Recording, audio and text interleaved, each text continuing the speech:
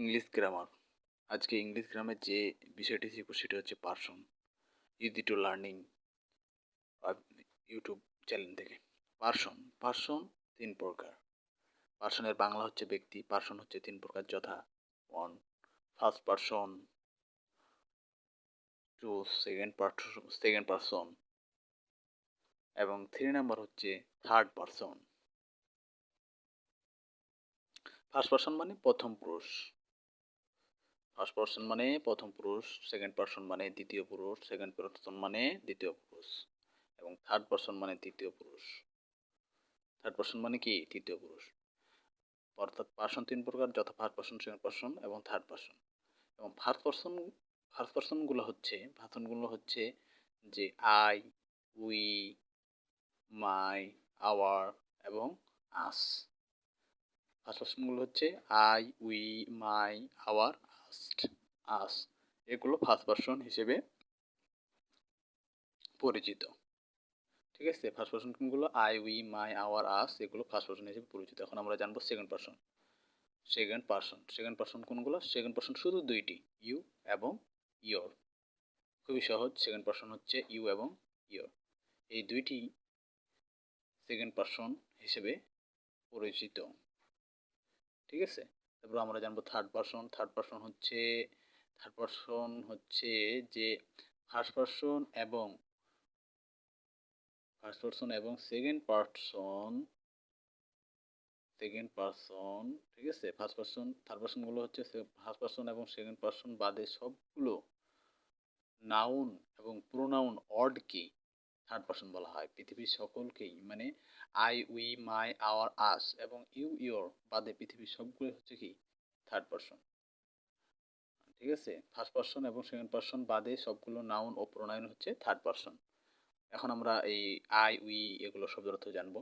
I মানে আমি, we মানে আমরা, মাই মানে আমার, আওয়ার মানে আমাদের। ঠিক আছে? আস মানে আমাদের। এগুলো হচ্ছে ফার্স্ট পার্সন। ঠিক আছে? তারপর আমরা জানি ইউ মানে তুমি এবং তোমার। মানে তুমি, আপনি। ঠিক আছে? ইউ মানে তুমি এবং আপনি। এটা হচ্ছে সেকেন্ড পার্সন। ঠিক আছে? ইউ মানে তুমি বলা যাবে, আপনি বলা যাবে। ইয়োর মানে তোমার অথবা আপনার। আমরা এগুলোই হচ্ছে পার্সনের বিভিন্ন প্রকার। প্রথমে পার্সন শিক্ষা অর্জন।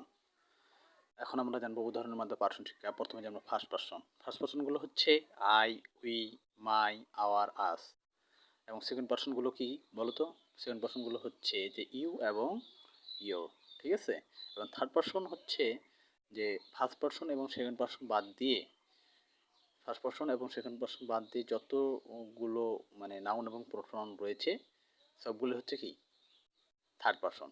আর উদাহরণের মাধ্যমে এগুলো শিখবো ইনশাআল্লাহুল আজিজ। অর্থাৎ থার্ড পার্সন হচ্ছে কি? ফার্স্ট পার্সন এবং সেকেন্ড পার্সন। মনোযোগ দিয়ে শুনবা। ফার্স্ট পার্সন এবং সেকেন্ড পার্সন বাদ দিয়ে সবগুলো থার্ড পার্সন হিসেবে পরিচিত। অর্থাৎ ফার্স্ট পার্সন এবং সেকেন্ড পার্সন বাদে যতগুলো ওয়ার্ড রয়েছে নাউন এবং প্রোনাউন সবগুলো কি? Third person. যেমন এখানে আমরা উদাহরণ দিই যে আই ইট রাইস, আমি ভাত খাই। ঠিক আছে? তো আই ইট রাইসের এখানে আই, দেখেন তো আই কার সাথে মিলেছে? যে ফার্স্ট পার্সনে আই রয়েছে, তাই আই কি? First person. You eat rice, তুমি ভাত খাও, তাহলে ইউ এখানে কি? সেকেন্ড পার্সন, যেহেতু সেকেন্ড পার্সন ওখানে বিদ্যমান আছে। এখন আমরা জানবো যে এখানে সেকেন্ড পার্সন এবং রাইসটাও কিন্তু নাউন। রাইস মানে ধান বা ভাত, নাউন। এটা থার্ড পার্সন কেন? ফার্স্ট পার্সন এবং সেকেন্ড পার্সনের মধ্যে বিদ্যমান নাই, সেই জন্য রাইস হচ্ছে থার্ড পার্সন। এরপর আমরা রহিম গো টু মার্কেট। এখানে রহিম এবং মার্কেট এই দুইটি হচ্ছে কি? পার্সন হিসেবে পরিচিত। এবং কোন পার্সন আমরা জানবো? রহিম হচ্ছে থার্ড পার্সন, মার্কেট হলো থার্ড পার্সন। কেন বলো তো? রহিম থার্ড পার্সন এবং মার্কেট কেন থার্ড পার্সন হলো? কারণ রহিম হচ্ছে ফার্স্ট পার্সন এবং সেকেন্ড পার্সনের বিদ্যমান না, সেই জন্য থার্ড পার্সন। মার্কেটও ফার্স্ট পার্সন এবং সেকেন্ড পার্সনের বিদ্যমান নাই, তাই থার্ড পার্সন। তারপর আমরা জানি I told you where he going. I told you, আমি তোমাকে বলি, হোয়ার হি গোয়িং, সে কোথায় যাচ্ছে।